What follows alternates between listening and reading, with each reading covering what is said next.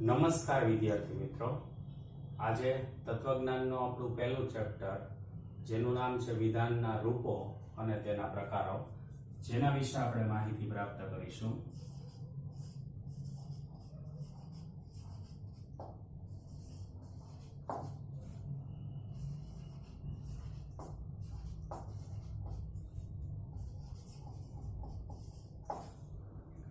આ ચેપ્ટર કુલ 14 ગુણનું છે. એટલે ગુણવાણની દ્રષ્ટિએ કુલ આ ચેપ્ટરમાંથી 14 માર્કનું પૂછાય છે, જેમાં મહત્વનો સૌથી પહેલો ટોપિક છે કે જે તમે 11મા ધોરણમાં પણ અભ્યાસ કરી ચૂક્યા છો, એ છે તાર્કિક કારકો.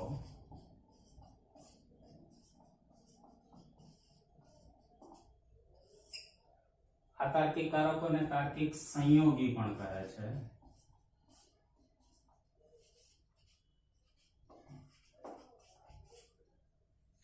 જેના મુખ્ય 5 પ્રકારો છે.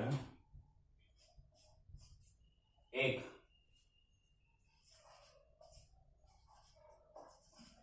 નિષેધ, જેના રીતે સર્પાકાર નિશાનીમાં દર્શાવવામાં આવે છે, જેનો ગુજરાતી અર્થ થાય છે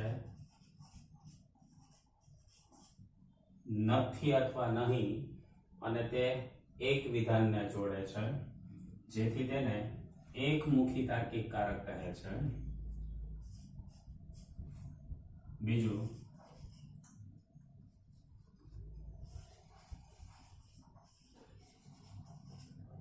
સમુચય, જેના આ રીતે n ની નિશાનીમાં દર્શાવવામાં આવે છે, જેનો ગુજરાતી અર્થ અને એવો થાય છે, અને જે બે વિધાનોને જોડે છે.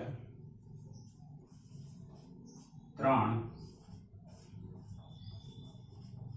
વિકલ્પન, જેને આ રીતે v ની નિશાનીમાં દર્શાવવામાં આવે છે, જેનો ગુજરાતી અર્થ કાં તો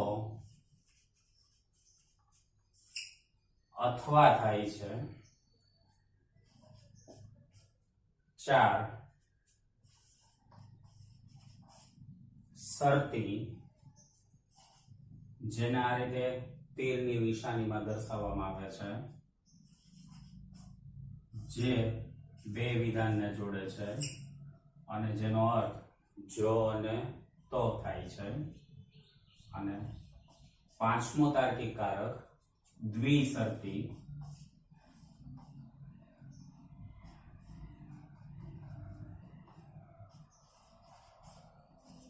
જેને આ રીતે દર્શાવવામાં આવે છે નિશાનીની દ્રષ્ટિએ, જેનો અર્થ જો તો અને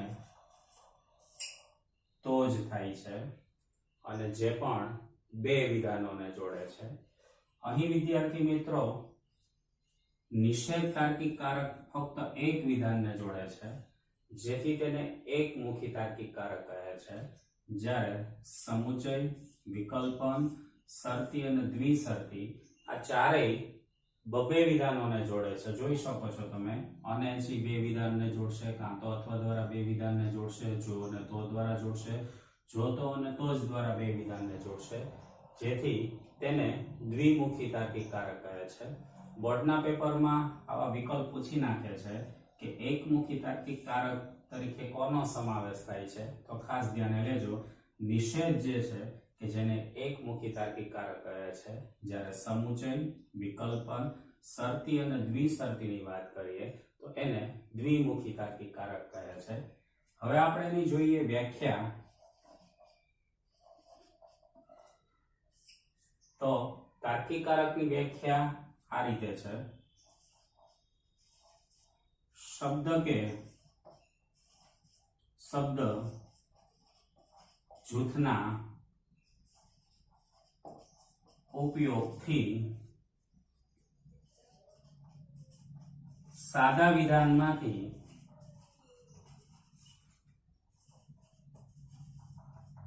સંયુક્ત વિધાનની રચના કરે તેને તાર્કિક કારક કે તાર્કિક સંયોગી કહે છે.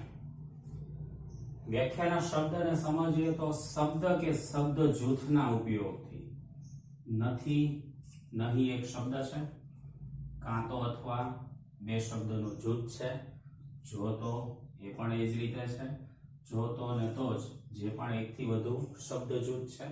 તો અહીં શબ્દ કે શબ્દ જૂથના ઉપયોગથી સાદા વિધાનમાંથી તો કોઈ એક વિધાન હોય અને જેમાં પાછળ છેલ આપતું હોય, વિધાયક વિધાન હોય, જેમ કે હિમાલય પર્વત છે તેને સાદું વિધાન કહેવાય.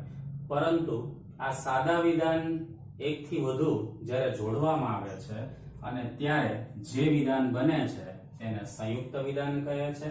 અને આવા સંયુક્ત વિધાનની રચના કરનાર જે કાંઈ પ્રતીકોનો ઉપયોગ થાય છે જેને તાર્કિક કારક અથવા તાર્કિક સંયોગી કહે છે.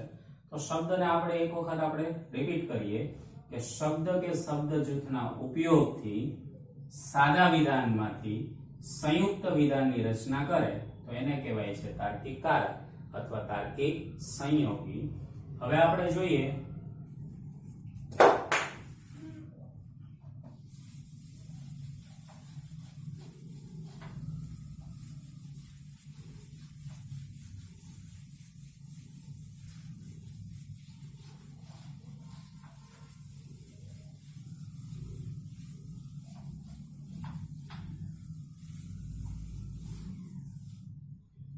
તો આ તાર્કિક કારકોમાં સત્યતા કોષ્ટકમાં કઈ રીતે રજૂ કરી શકાય છે.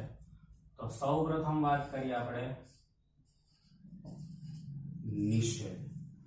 નિષેધમાં હમણાં જ આપણે વાત કરી એમ કે જેને સર્પાકાર નિશાનીથી દર્શાવવામાં આવે છે અને જેનો ગુજરાતી અર્થ નથી અને નહીં થાય છે અને જે એક વિધાનને જોડે છે. તો અહીં આપણે જોઈએ તો એને સત્યતા કોષ્ટકમાં રજૂ કરતી વખતે એનું ગુજરાતી વિધાન આ રીતે રજૂ કરી શકાય. આજે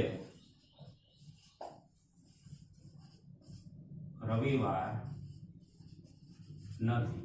તો આ જે વિધાન છે જેને નિષેધ વિધાન કહે છે અને જ્યારે આપણે એને કોઈ પણ પ્રતીક રૂપી રજૂઆત કરીએ ત્યારે આજે રવિવાર છે જેના માટે A થી Z માંથી કોઈ પણ પ્રતીક ધારી શકાય. જેમ કે આપણે આજે રવિવાર છે બરાબર ધાર્યો એ અને જ્યારે એમાં નથી કે નહીં શબ્દ લાગે છે ત્યારે એને નિશાનીમાં આ રીતે દર્શાવી શકાય છે અને હંમેશા નિષેધની નિશાની જે છે આગળ દર્શાવવામાં આવે છે. તો આ જે વિધાન બન્યું એને નિષેધ વિધાન તરીકે ઓળખવામાં આવે છે. જ્યારે આ વિધાનને આપણે કોઈ સત્યતા કોષ્ટકમાં રજૂ કરવાનો હોય ત્યારે નીચે મુજબ રજૂ કરી શકાય. પહેલું, વિધાન જે છે એની ધારણા કરવાની, જેને એક કોષ્ટકમાં મૂકવાનું. આ વિધાનમાં સત્યતા કોષ્ટકનો કોઈ નિયમ છે કે જેમાં T અને F ને દર્શાવવામાં આવે છે. T મતલબ સત્ય અને F મતલબ અસત્ય. ટ્રુથ અને ફોલ્સ ના નિયમ ત્યાં બનેલો છે. જે એક વિધાનને જ્યારે આપણે રજૂ કરીએ છીએ ત્યારે આપણે કોષ્ટકમાં એક T દર્શાવવાનો, એક દર્શાવવાનો F. હવે જ્યારે આપણે આને નિષેધના નિયમમાં સાબિત કરવાનું હોય તો નિષેધનો નિયમ છે કે ભાઈ T હોય તો F કરો અને એવી જ રીતે F હોય તો T કરો. મતલબ સત્યતા કોષ્ટકમાં જ્યારે આપણે એને રજૂ કરીએ છીએ ત્યારે એનો નિયમ છે કે T હોય તો F કરો અને F હોય તો T કરો. તો જ્યારે આપણે આ વિધાનને અહીં દર્શાવીએ છીએ નિષેધ એ ત્યારે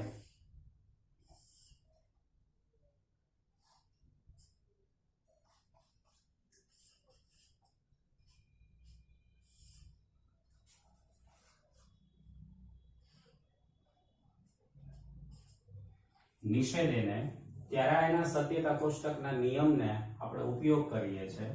જેમ કે આપણે અહીં બે સાદા વિધાનો છે, જેમાં અહીં ટી છે, તો નિયમ એમ કે છે કે ટી હોય ત્યાં એફ દર્શાવો અને જ્યાં એફ છે ત્યાં દર્શાવો ટી. તો નિષેધનો નિયમ આ રીતે વિદ્યાર્થી મિત્રો થશે કે જેને આપણે સત્યતા કોષ્ટકમાં સાબિત કરીએ છીએ. અહીં નીચે એનો નિર્ણય તરીકે દર્શાવવાનું હોય છે. તો જ્યારે આપણે આ વિધાનને સાબિત કર્યું ત્યારે આપણે એક જે ટૂંકમાં એમ કે સ્તંભ છે જેમાં આપણે જોઈ સત્યતા કોષ્ટકના મૂલ્યને અને અહીં સાબિત કર્યું છે, તેથી અહીં લખવું પડે એક. અને નિયમ આપણે નિષેધનો દર્શાવ્યો છે તો નિષેધનો નિયમ કૌંસમાં દર્શાવવો પડે. અને આ રીતે નિષેધને સત્યતા કોષ્ટકમાં જે છે એ રજૂ કરી શકાય છે. વિદ્યાર્થી મિત્રો, ખાસ કરીને તમે એના નિયમને ધ્યાને લેજો કે જેનો નિયમ છે કે જ્યારે ટી હોય ત્યારે એફ કરવાનો અને એફ હોય ત્યારે એને ટી માં દર્શાવવામાં આવે છે. તેવી જ રીતે આપણે જોઈએ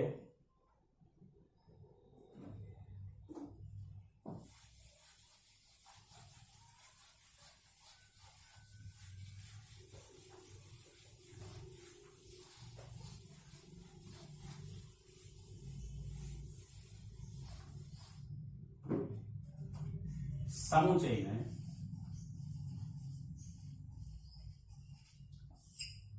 તો સમુચય વિધાનનો અર્થ અને એવો થાય છે.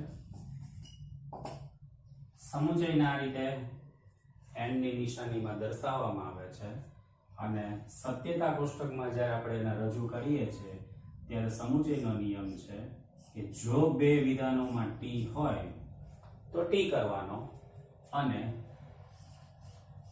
બીજે એફ દર્શાવવાનો. ખાસ ધ્યાને લેજો કે જ્યારે બંને વિધાનોમાં ટી હોય ત્યારે ટી દર્શાવવાનો છે અને બીજે બધે એને એફ તરીકે દર્શાવવાનો છે.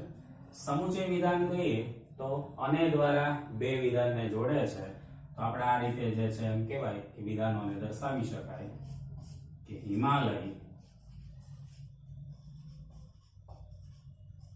પર્વત છે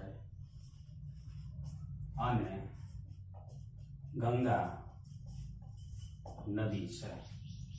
તો બાળક વિદ્યાર્થી મિત્રો, તમે જોઈ શકો છો અહીં બે વિધાનો છે, હિમાલય પર્વત છે અને ગંગા નદી છે. અને આ બંને વિધાનોને અને દ્વારા જોડવામાં આવ્યા છે, તેથી આ વિધાનને સમુચય વિધાન તરીકે ઓળખવામાં આવે છે. જ્યારે આપણે એને સત્યતા કોષ્ટકમાં રજૂ કરીએ ત્યારે હિમાલય પર્વત બરાબર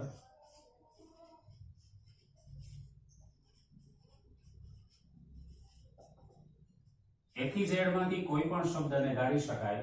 જેમ કે આપણે ધારીએ છીએ એ ગંગા નદી છે, તેમાં પણ A થી Z માંથી કોઈ પણ શબ્દ ધારી શકાય. પણ એક વખત જેની ધારણા થઈ ગઈ છે એ વિધાનને ફરીથી આપણે ધારી નથી શકતા, તેથી ગંગા નદી છે બરાબર આપણે ધારીએ છીએ બી. અને આને જ્યારે આપણે પ્રાતિક રજૂઆતમાં રજૂ કરીએ છીએ ત્યારે હિમાલય પર્વત છે બરાબર એ અને જે છે જેમાં આપણે સમુચયની નિશાની દર્શાવશું અને ગંગા નદી છે બરાબર આવશે બી. તો આ રીતે જે રજૂઆત થયું છે એને સામુચિક વિધાન તરીકે ઓળખવામાં આવે છે. અને આ સામુચિક વિધાનને જ્યારે સત્યતા કોષ્ટકમાં રજૂ કરવાનું હોય તો આ રીતે વિદ્યાર્થી મિત્રો દર્શાવી શકાય. પેલા બે સાદા વિધાનો દર્શાવી દેવાના, મેં હમણાં જ કીધું એમ.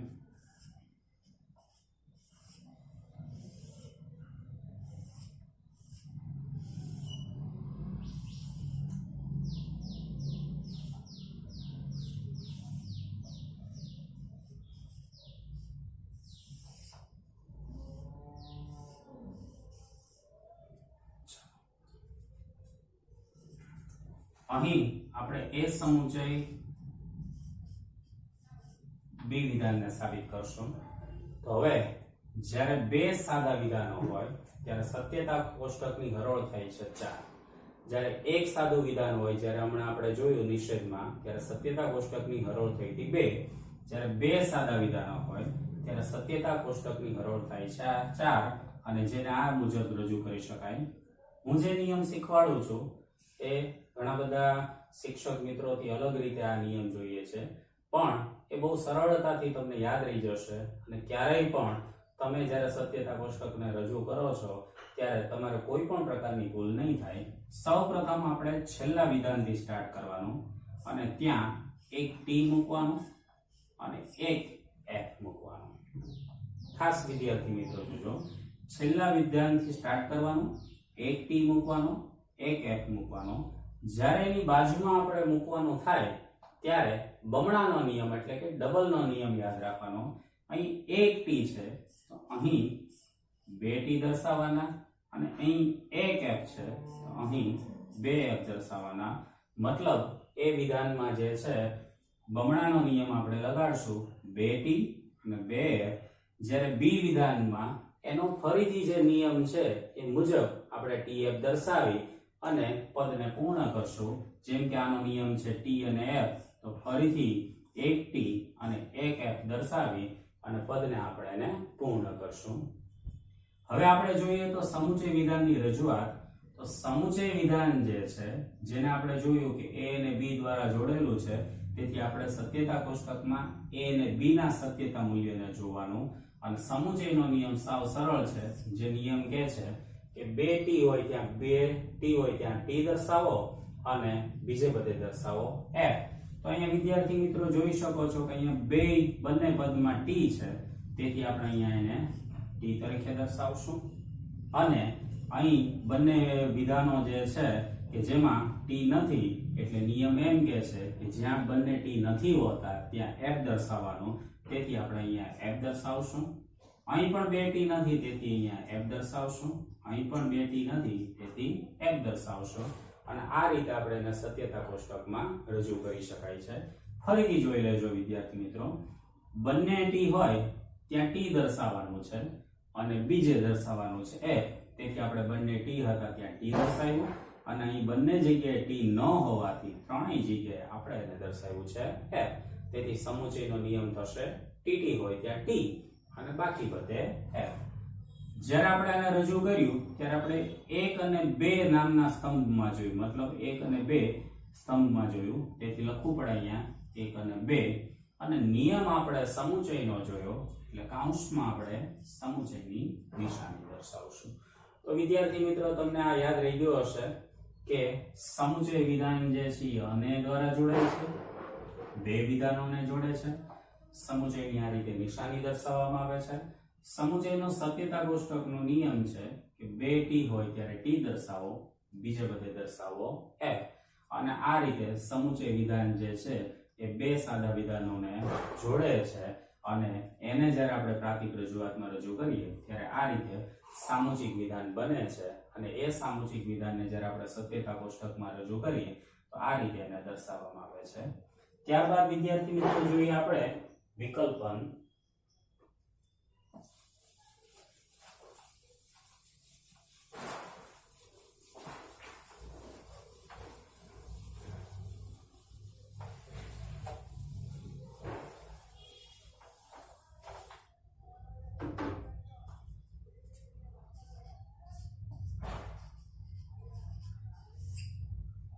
વિકલ્પનની વાત કરીએ તો જેનો ગુજરાતી અર્થ થાય છે કાં તો અથવા, અને એ પણ બે વિધાનોને જોડે છે, જેને આ રીતે બી ની નિશાનીમાં દર્શાવવામાં આવે છે. અને એના સત્યતા કોષ્ટકનો નિયમ છે બે એફ હોય તો એફ દર્શાવો અને બાકી બીજે બધે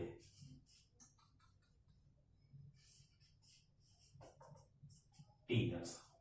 ખાસ વિદ્યાર્થી મિત્રો જોજો, શું નિયમ કહે છે કે એફ હેટ હોય તો એફ દર્શાવો અને બીજે એને શું દર્શાવો, ટી તરીકે દર્શાવો.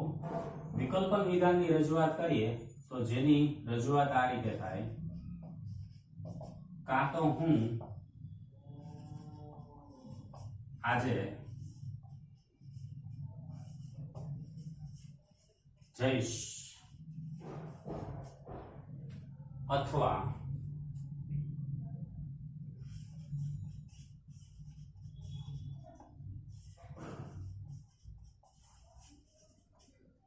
કાં તો હું આજે શાળાએ જઈશ અથવા બગીચામાં ફરવા જઈશ.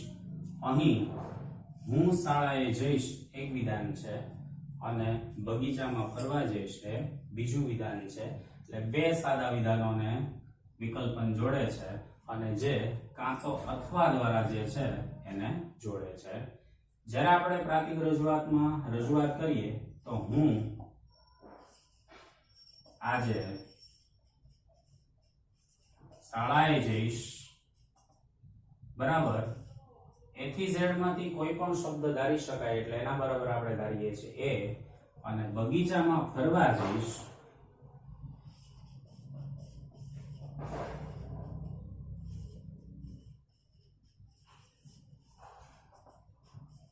બરાબર ધારણા કરીએ છીએ B. અને જ્યારે આપણે એને પ્રાતિક રજૂઆતમાં રજૂ કરીએ તો હું શાળાએ જઈશ બરાબર A ધાર્યો છે એટલે આપણે A મૂકશું, કાં તો અથવા એટલે વિકલ્પનની આપણે નિશાની મૂકશું, અને બગીચામાં ફરવા જઈશ બરાબર આપણે B મૂકશું. અને આ જે વિધાન રજૂઆત થાય છે એને વૈકલ્પિક અથવા વિકલ્પન વિધાન તરીકે ઓળખવામાં આવે છે. વિદ્યાર્થી મિત્રો, એને જ્યારે આપણે સત્યતા કોષ્ટકમાં રજૂ કરીએ તો અહીં પણ બે સાદા વિધાનો છે, A અને B.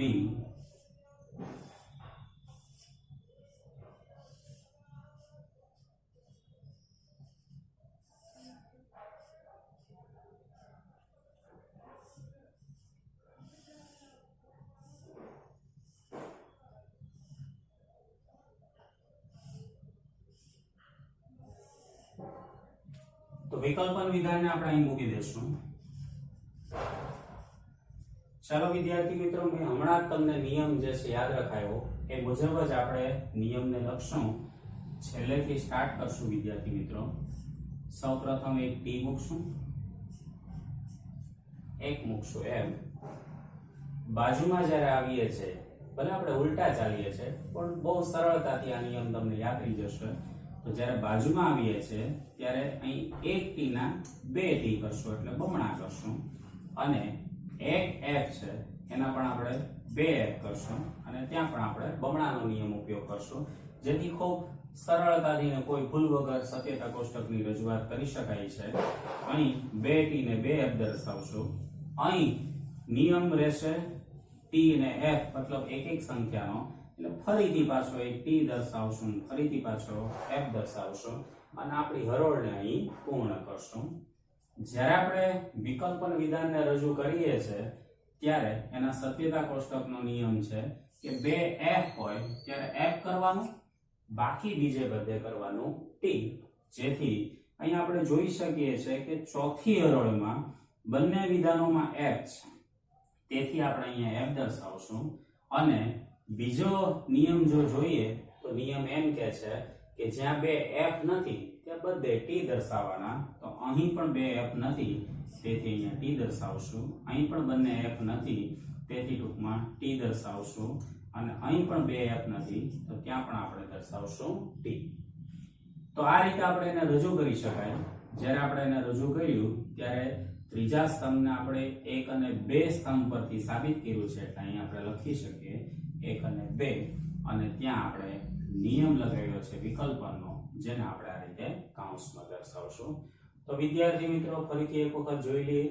વિકલ્પન વિધાન જે છે એનો ગુજરાતી અર્થ થાય છે કાં તો અથવા. વિકલ્પન વિધાનને V ની નિશાનીમાં દર્શાવવામાં આવે છે. વિકલ્પન વિધાનને સત્યતા કોષ્ટકમાં રજૂ કરો ત્યારે નિયમ છે કે બે F હોય ત્યાં F દર્શાવવાનું, બીજે બધે દર્શાવવાનું T. અને જ્યારે વિકલ્પન વિધાનને આપણે રજૂ કરીએ છીએ ગુજરાતીમાં ત્યારે આ જ રીતે બે વિધાનોને તે જોડે છે કાં તો અથવા દ્વારા. અને જ્યારે આપણે એને પ્રાતિક રજૂઆત રૂપી રજૂ કરીએ છીએ ત્યારે એને આ રીતે વિકલ્પન વિધાનને દર્શાવવામાં આવે છે. અને સત્યતા કોષ્ટકમાં જ્યારે આપણે એને રજૂ કરીએ તો આ મુજબ એના સત્યતા કોષ્ટકમાં આપણે રજૂ કરી શકાય છે.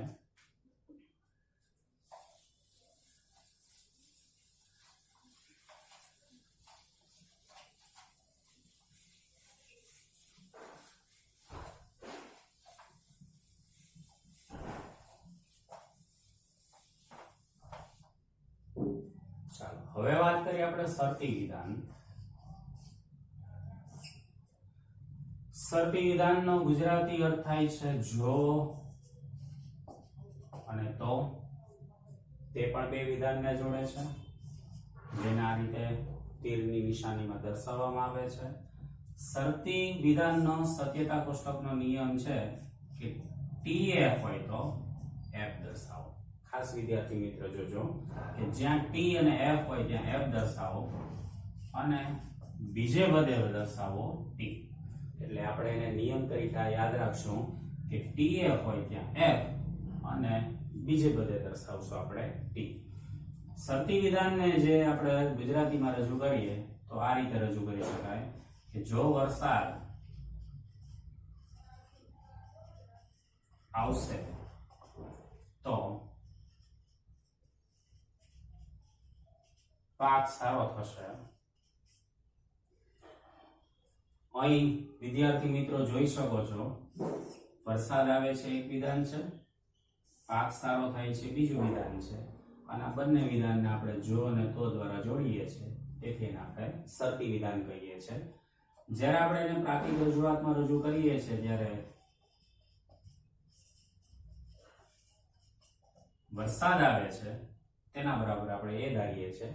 વિદ્યાર્થી મિત્રો, મેં તમને ખાસ પહેલેથી કહેતો આવું છું કે A થી Z ના કોઈ પણ શબ્દને આપણે ધારી શકાય છે, એમાં કોઈ જ બીજો નિયમ નથી, પણ મોટે ભાગે A, B, C ને D આ વિધાનોને વધુ ધારીએ તો કોઈ ભૂલ ન પડે. એટલે સામાન્ય રીતે જે છે પહેલા વિધાન બરાબર આપણે A ધારીએ છીએ, બીજા વિધાન બરાબર B ધારીએ છીએ, ત્રીજા વિધાન બરાબર C, અને જો ચોથું વિધાન આવે તો D ધારીએ છીએ. તેથી વરસાદ આવશે ત્યારે આપણે એના બરાબર ધારશું A, અને પાક સારો થશે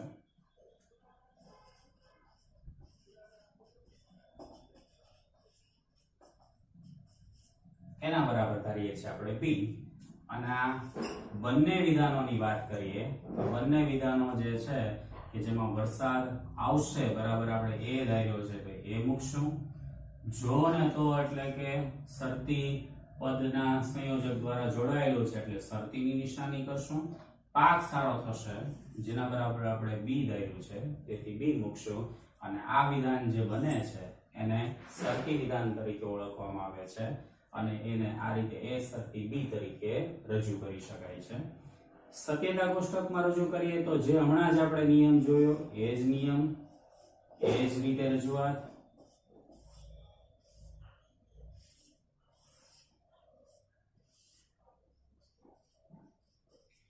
બે વિધાનો સાદા છે તેથી સત્યતા કોષ્ટકની હરોળ થશે 4.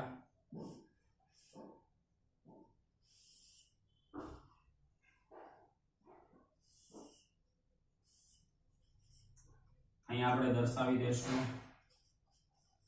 A શરતી B, અને જે હમણાં જ મેં નિયમ શીખવાડ્યો ફરીથી એક વખત યાદ રાખજો, છેલ્લેથી સ્ટાર્ટ, એક T ને એક F, બાજુમાં આવતા તેના બમણા કરશું, 2 T અને 2 F.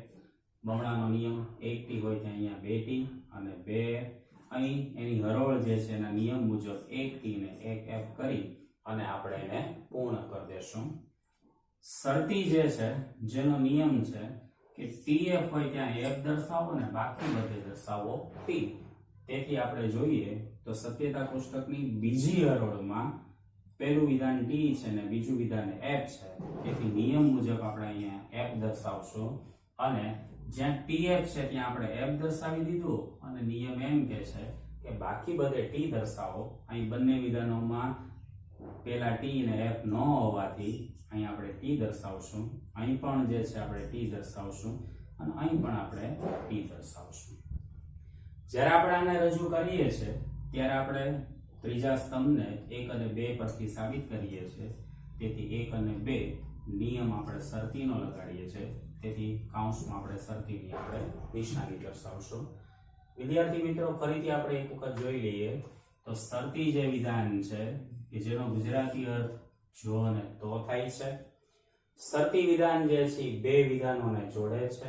શરતી વિધાનને આ રીતે સર્પાકાર તીરની નિશાનીમાં દર્શાવવામાં આવે છે, અને શરતી વિધાનનો સત્યતા કોષ્ટકનો નિયમ છે કે જ્યાં TF હોય ત્યાં F દર્શાવો અને બાકી બધે દર્શાવો T.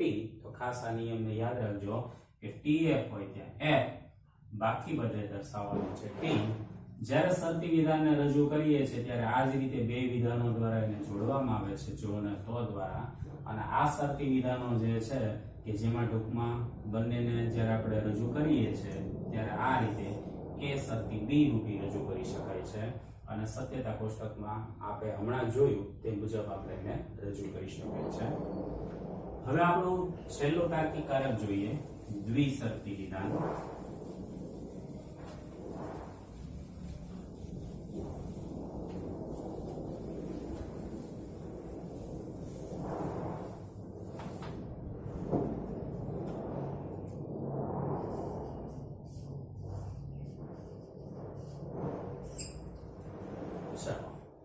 દ્વિશરતી વિધાનને રજૂ કરવામાં જો, તો અને તો જ શબ્દનો ઉપયોગ થાય છે.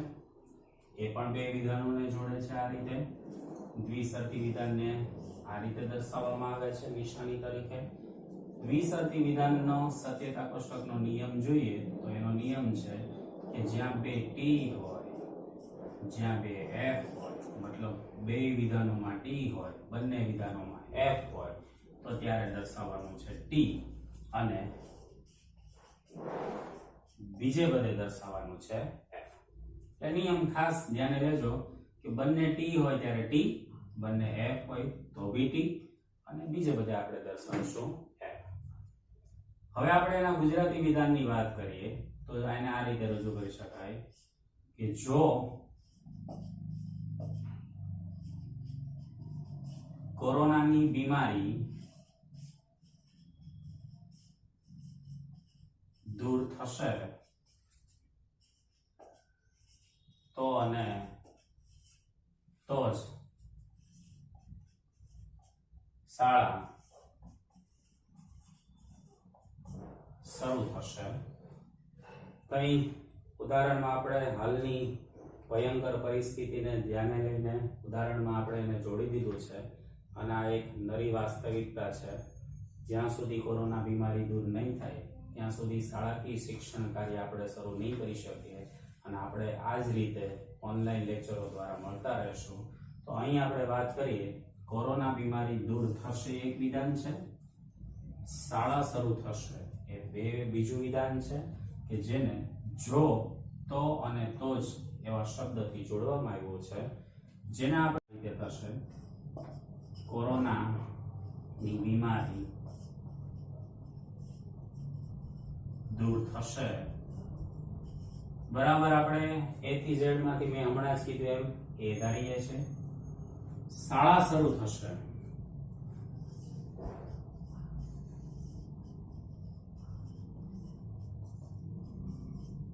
જેના બરાબર આપણે બી ધારીએ છે અને જ્યારે આપણે એને પ્રાતિક રજૂઆતમાં રજૂ કરીએ તો કોરોનાની બીમારી દૂર થશે બરાબર એ. અહીં જો, તો અને તો જ દ્વારા જોડવામાં આવ્યું છે તેથી આપણે એને દ્વિશરતી નિશાની મૂકશું અને શાળા શરૂ થશે જેના બરાબર આપણે બી ધાર્યો છે આ રીતે બી મૂકશું. તો જ્યારે બે વિધાનોને દ્વિશરતી વિધાનથી જોડવામાં આવે છે ત્યારે એને દ્વિશરતી વિધાન તરીકે ઓળખવામાં આવે છે અને એને આપણે સત્યતા કોષ્ટકમાં રજૂ કરીએ તો આ રીતે એને સત્યતા કોષ્ટકમાં હમણાં જ જે રજૂ કર્યું તેમ આપણે કરી શકીએ છીએ.